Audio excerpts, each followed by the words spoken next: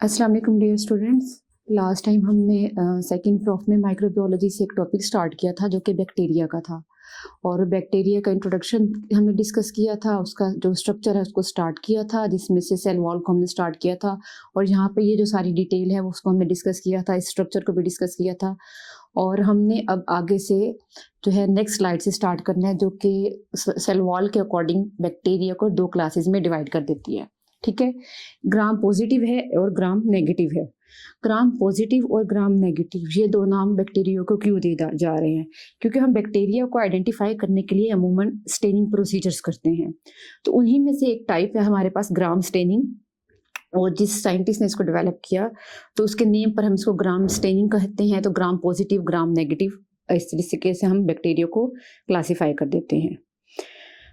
अब क्या है कि होता क्या है इसके अंदर, इसका जो प्रोसीजर है, सबसे पहले हमने एक स्लाइड प्रिपेयर करनी है, स्मेयर प्रिपेयर करना है और उसको माइक्रोस्कोप में ऑब्जर्व करना है। ऑब्जर्व करने के लिए जाहिर बात है, जैसे हमने कहा स्टेनिंग करनी है, कलर देना है बैक्टीरिया को, तो कलर कौन सा दिया जा रहा है?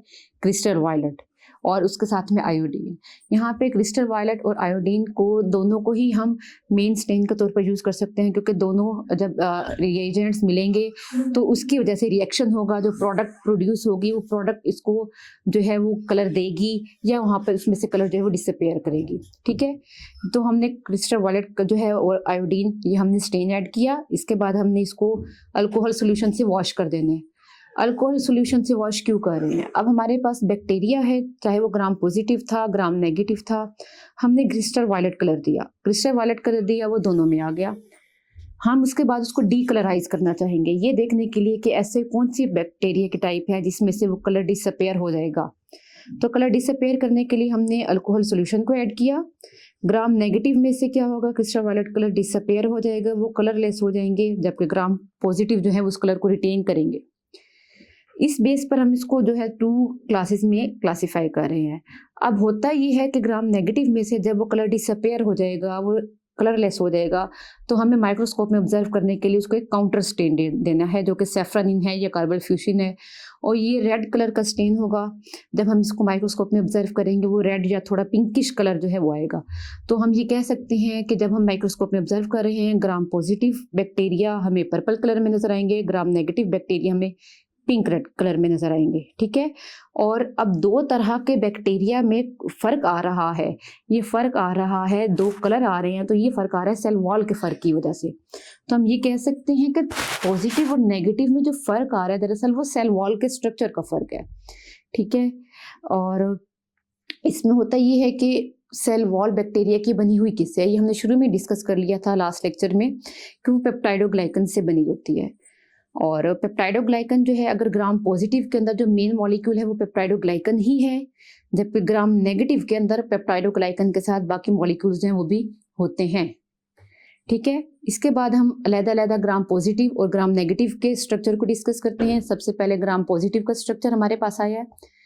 ग्राम पॉजिटिव में क्या है, जो थिकनेस है वो 20 to 80 नैनोमीटर बताई गई है, और ये इसी वजह से है क्योंकि इसमें पेप्टाइडोग्लाइकन की लेयर जो है वो काफ़ी थिक होती है। 60 to 80% पेप्टाइडोग्लाइकन, यानी कि मुकम्मल अगर सेल वॉल की कंपोजिशन देखी जाए तो उसमें 60 to 80% पेप्टाइडोग्लाइकन है, और बाकी कम मिकदार में कोई और मॉलिक्यूल है। दूसरा मॉलिक्यूल जिसके अंदर डिस्कस किया गया है वो है एसिडिक पॉलीसेकेराइड टेकोइक एसिड। ठीक है, तो अगर एक क्वेश्चन आता है कि ग्राम पॉजिटिव की सेल वॉल किस चीज़ की बनी हुई है, तो peptidoglycan plus teichoic acid. These are either ribitol phosphate or glycerol phosphate molecules that are connected by the phosphodiester bridges. ठीक है, इसमें ब्रिजेस जो हैं phosphodiester bridges डेवलप होती हैं। Teichoic acids are partially responsible for the negative charge of the cell surface as a whole. अब ये जो नेगेटिव चार्ज की बात हो रही है, दरअसल जब हम ग्राम स्टेनिंग कर रहे होते हैं तो उसके पीछे इस पर मौजूद चार्ज या इसकी पीएच ही वो रिस्पॉन्सिबल होते हैं एज अ प्रिंसिपल, जो कि सेल वॉल की कंपोजिशन में फ़र्क ले आते हैं। ये उसके जो आउटर आपके पास फाइनल रिजल्ट्स आ रहे होते हैं उसमें फ़र्क आता है। Outer membrane is absent. Outer membrane इसलिए एब्सेंट है क्योंकि इसको जो ओरिजिनल सेल वॉल है वही इतनी थिक होती है कि वो काफ़ी है। In some gram-positive bacteria, glycerol teichoic acids are bound to membrane lipids and are termed lipoteichoic acids. तो teichoic acid तो है, लेकिन teichoic acid क्या है, वो मेम्ब्रेन के साथ बाउंड है, और वो मेम्ब्रेन जो है वो लिपिड से बनी हुई है। अगर अब इसकी वजह से होता क्या है कि जब भी कोई इन्फेक्शन होता है और हर इन्फेक्शन के नतीजे में हमें पता है कि इन्फ्लेमेटरी रिस्पॉन्स जनरेट होता है, उस इन्फ्लेमेटरी रिस्पॉन्स के नतीजे में अगर बैक्टीरिया किल हो रहे हैं तो उन बैक्टीरिया में से लिपोटेकोइक एसिड रिलीज होगा। Periplasmic space is absent in gram positive, तो ये जाहिर बात है जो हमने एक आउटर लेयर का जिक्र पढ़ा था, तो इनर लेयर आउटर लेयर के दरमियान जो स्पेस है उसको पेरीप्लाज्मिक स्पेस कहते हैं। अब इसमें आउटर लेयर तो है ही नहीं, तो पेरीप्लाज्मिक स्पेस भी एब्सेंट है। नेक्स्ट स्लाइड में हम देख रहे हैं कि ग्राम नेगेटिव का स्ट्रक्चर। ग्राम नेगेटिव का जो स्ट्रक्चर है वो ग्राम पॉजिटिव के स्ट्रक्चर की निस्बत उसकी जो लेयर है पेप्टाइडोग्लाइकन की वो थिन लेयर है, और इसमें पेप्टाइडोग्लाइकन कितने, जस्ट 10 to 20%। ठीक है, teichoic acid is absent. Teichoic acid gram positive में ही होगा, ग्राम नेगेटिव में नहीं होगा।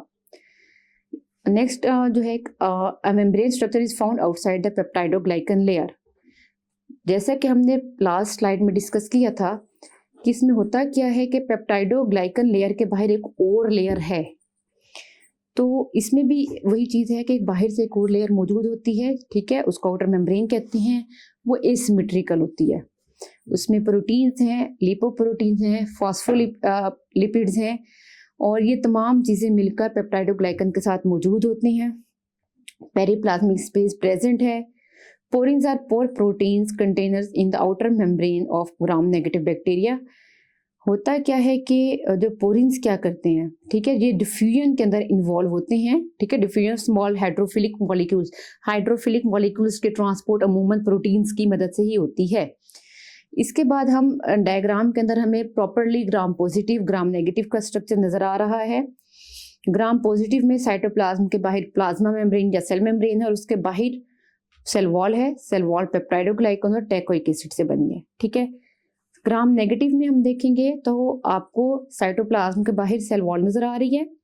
सेल वॉल के बाद बाहर से एक और लेयर है, उसके बाहर से लिखा हुआ है पेरीप्लाज्मिक स्पेस, और पेरीप्लाज्मिक स्पेस के बाहर से एक आउटर मेम्ब्रेन, यानी कि ग्राम नेगेटिव की सेल वॉल डबल मेम्ब्रेनस होती है। दो मेम्ब्रेन्स हैं, एक पेप्टाइडोग्लाइकन की मेम्ब्रेन है और एक आउटर मेम्ब्रेन है, और जो दरमियान में स्पेस है खाली उसको पेरीप्लाज्मिक स्पेस कहते हैं। और इस स्पेस के अंदर एक आपके पास थिक फ्लूइड होता है जिसको पेरीप्लाज्मा कहते हैं। ठीक है, नेक्स्ट स्लाइड जो हमारे पास आ जाती है, इसके बाद वो भी इसी सारा जो हमने पहले दोनों स्लाइड्स में पॉजिटिव और नेगेटिव को डिस्कस किया था, फिर हमने उनका स्ट्रक्चर का डिफरेंस देखा है। इस स्लाइड में उसी के ही तमाम पॉइंट्स को डिस्कस किया गया है। ठीक है, इसके बाद हम नेक्स्ट कंपोनेंट की तरफ चलते हैं सेल के, वो है सेल मेम्ब्रेन। सेल मेम्ब्रेन हमने भी एक प्लाज्मा मेम्ब्रेन के नाम से भी पढ़ा था उसको। सेल साइटोप्लाज्म के बाहर से जो मेम्ब्रेन होती है वो होती है सेल मेम्ब्रेन। ठीक है, ये फ्रेजाइल है, फॉस्फोलिपिड बाइलेयर। अगर इसकी कंपोजिशन के बारे में बात की जाए सेल मेम्ब्रेन की, इसमें फॉस्फोलिपिड्स होते हैं, बाइलेयर फॉर्म में होते हैं, और साथ में प्रोटीन्स होती हैं। ये दो, फॉस्फोलिपिड बाइलेयर और प्रोटीन्स, ये दो चीजें हो गई। अच्छा, इसके बाद वो कह रहे हैं जी यूकैरियोट्स और प्रोकैरियोट्स का हम थोड़ा सा डिफरेंस देखते हैं। बैक्टीरिया कौन सी क्लास से ताल्लुक रखते हैं? प्रोकैरियोट्स से ताल्लुक रखते हैं। तो वो यहाँ पर ये कहते हैं कि eukaryotes have sterols in their membranes. Eukaryotes में तो स्टीरोल्स हैं, प्रोकैरियोट्स में नहीं है, जैसा कि कोलेस्ट्रॉल।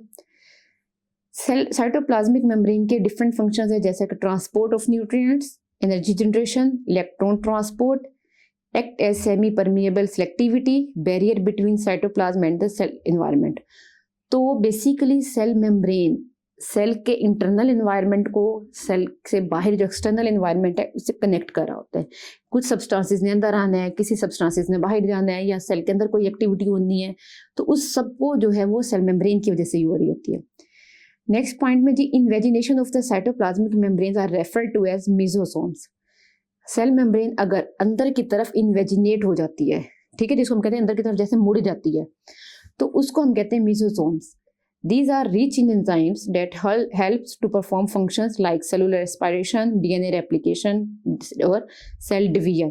अब नेक्स्ट स्लाइड में जब हम इसका स्ट्रक्चर देख रहे हैं, तो स्ट्रक्चर के अंदर हमें नजर आ जाएगा कि सेल वॉल जो है सबसे बाहर है, सेल वॉल के अंदर सेल मेम्ब्रेन है, सेल मेम्ब्रेन अंदर की तरफ जो है वो इन्वेजिनेट हुई है, उसका नाम मेसोसोम्स है। ठीक है, मीसोसोम्स के बाद हमने साइटोप्लाज्म को पढ़ना है और इसी डायग्राम से आपको साइटोप्लाज्म के कुछ कंपोनेंट्स नजर भी आ रहे होंगे, जैसे कि न्यूक्लियर मटेरियल है, प्लाज्मिड है और राइबोसोम्स हैं। ये तमाम सब्सटेंसेस जो होते हैं साइटोप्लाज्म में पाए जाते हैं। तो हम अब साइटोप्लाज्म को भी स्टार्ट करते हैं। नेक्स्ट में साइटोप्लाज्म। साइटोप्लाज्म क्या है? It is consist of approximately 80% water, क्योंकि साइटोप्लाज्म होता है जो वो कभी जो एक आपके पास फ्लूइड होता है, ठीक है, थिक फ्लूइड होता है, इसमें 80% वाटर है। अब वाटर के अलावा कुछ और कंपोनेंट्स भी हैं, और बाकी कंपोनेंट्स कौन से हैं? वो एंजाइम्स हैं जिन्होंने एटीपी को जनरेट करना है, ठीक है।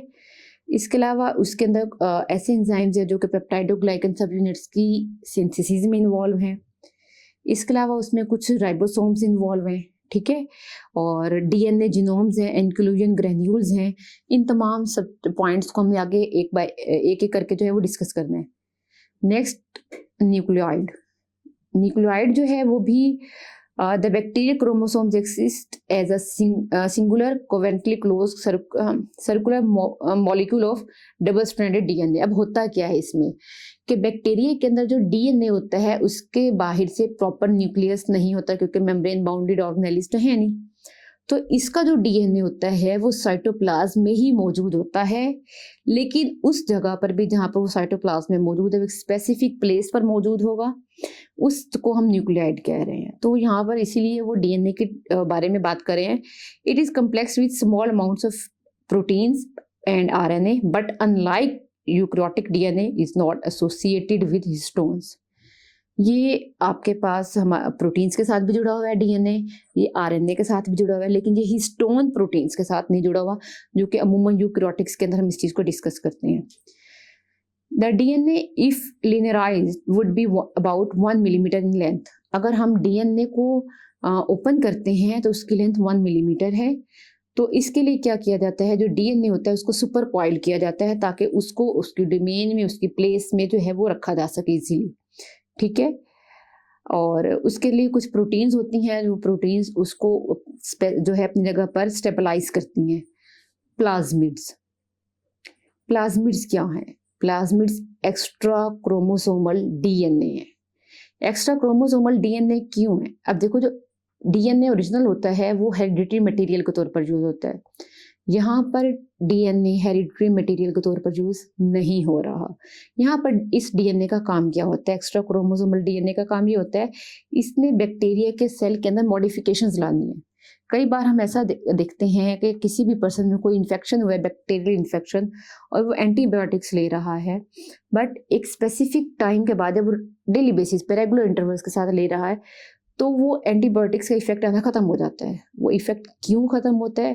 क्योंकि बैक्टीरिया उस एंटीबायोटिक को आइडेंटिफाई कर लेता है और उसके अकॉर्डिंग फिर खुद को मॉडिफाई कर लेता है ताकि वो एंटीबायोटिक उसको अफेक्ट ना कर सके, ठीक है। तो ये एक उसका रेजिस्टेंस का मैकेनिज्म है। तो यहाँ पर यही चीज़ें कि ये जो प्लाज्मिड है ये ऑटोनोमस रेप्लिकेशन, जो खुद से रेप्लिकेट हो जाता है, जो बहुत से ऑक्सिलरी फंक्शंस के लिए इनकोड करता है खुद को, ठीक है। और इसकी ग्रोथ में इसका कोई रोल नहीं है बैक्टीरिया की। इसका रोल जो है, मेन रोल जो है, एंटीबायोटिक रेजिस्टेंस में है।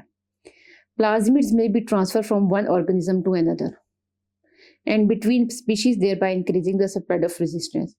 तो प्लाज्मिड ऐसा भी हो सकता है एक बैक्टीरिया से दूसरे बैक्टीरिया की तरफ ट्रांसफर हो जाए और दूसरे बैक्टीरिया से तीसरे की तरफ ट्रांसफर हो जाए, ताकि जो रेजिस्टेंस एक बैक्टीरिया में आई है वो इसी तरीके से पूरी स्पीशीज में आ जाए।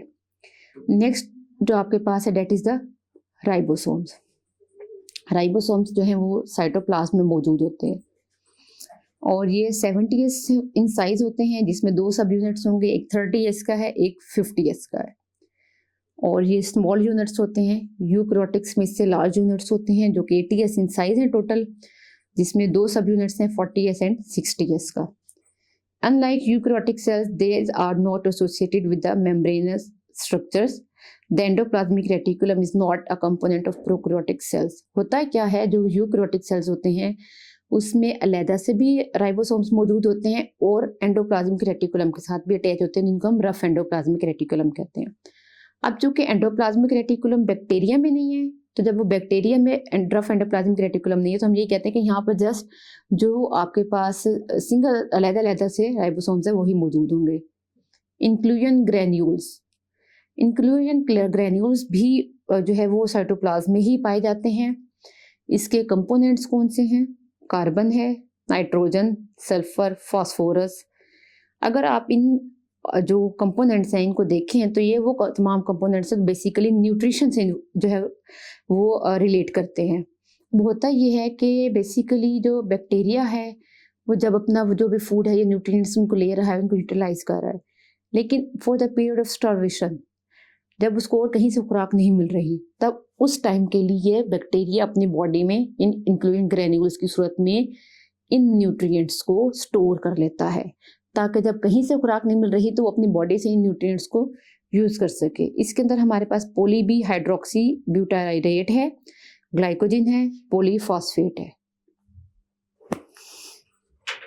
चलिए जी, हमारा आज का टॉपिक यहीं तक है। नेक्स्ट लेक्चर के अंदर हम फर्दर टॉपिक्स जो हैं उनको डिस्कस करेंगे। ठीक।